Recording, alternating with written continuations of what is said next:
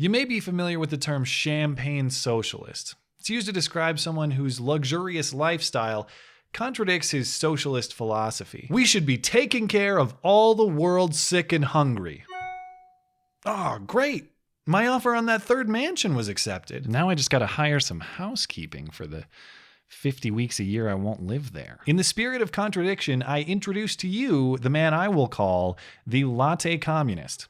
Either that or the philosophy hipster, I can't decide. He's a walking, talking Swiss Army knife of contradiction. Or perhaps to correspond with his Che Guevara hat, a National Liberation Army knife of contradiction. He wears the cap of the communist revolutionary because he wants the liberation of the proletariat. But he hates to see the proletariat taking a break from work. He's Ivy League educated, but he articulates philosophy at a subjudian level. I'm nasty.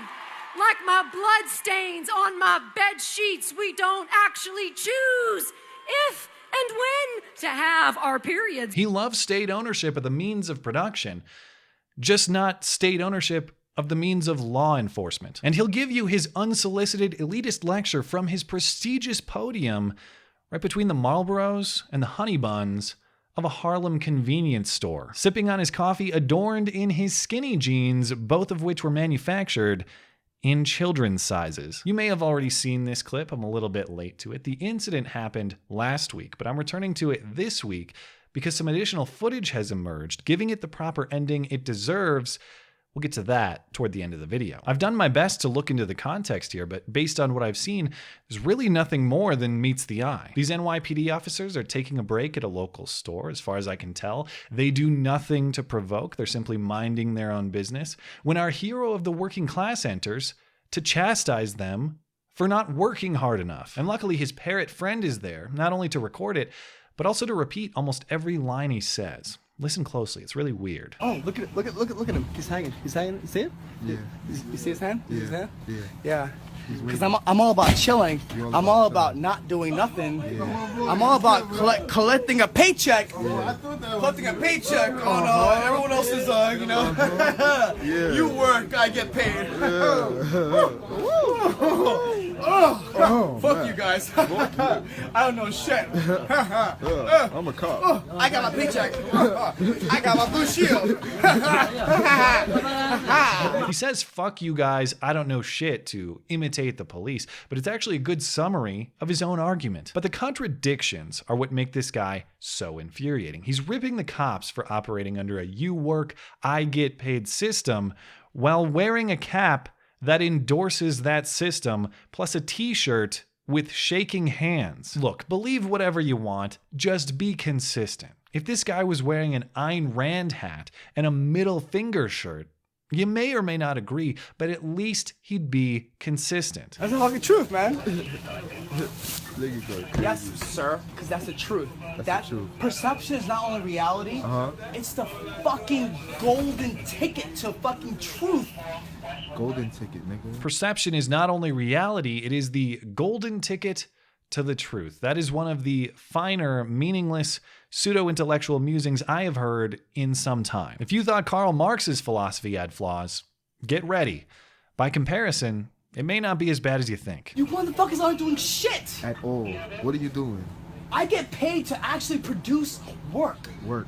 My production, what I produce Work. is based on my production value. What I produce is based on my production value. Isn't your production value based on what you produce? And isn't that a bourgeois attitude anyway? The idea that the fruits of your labor should be your own private property? From each according to his ability. To each according to whoever wears the hipster Che Guevara hat. Also, fuck the police. That's a real quote. I looked it up. What's your value?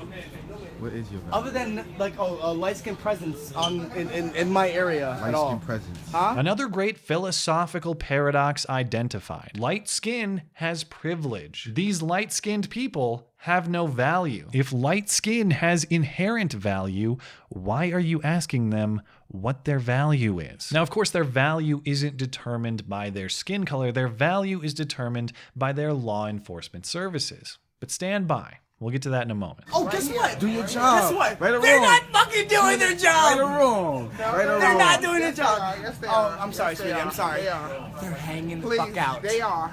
They're hanging the fuck out on my dime. They're not. Are you sure? Because she just complained. She just complained, and here they are. And guess what? What? They're not moving at all, are they? Where your watch at? Oh yeah. My watch is as existence as their job title because nothing fucking exists. Oh shit. Tick tock, tick tock.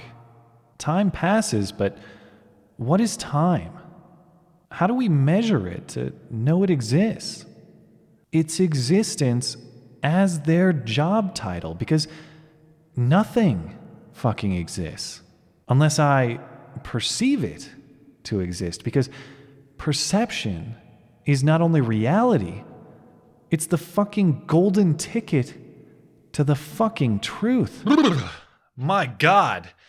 So that's what it feels like to be enlightened by the left-wing elite. But this award from you, who take your craft seriously and earnestly believe, like me, that great acting can change the world. I'm sorry.